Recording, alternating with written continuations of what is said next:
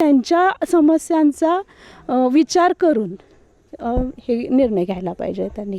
हां, आता तसं बघितलं तर मुलांसाठी किंवा मुलींसाठी आम्हाला पहिल्यांदा मेन अडचण येते शिक्षणाची.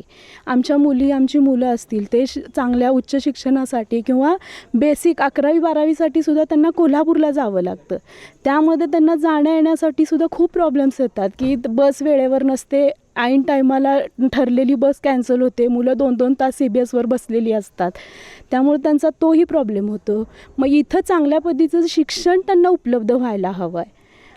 आणि जी मुलं उच्च शिक्षणासाठी आहेत त्यांना तुम्ही पदवीधर असतील किंवा त्याच्यानंतर पदव्युत्तर जर त्यांना हे करायचं असेल, तुम्हाला स्पर्धा परीक्षा वगैरे द्यायचं असतील तर त्यासाठी त्यांना व्यासपीठ ओपन करायला पाहिजे. आणि हा एक म्हणजे हे करू शकतात ते की शिक्षणाची ज्यांना जाण आहे की आज आहे तेच लोक शिक्षणासाठी महत्त्व देतील.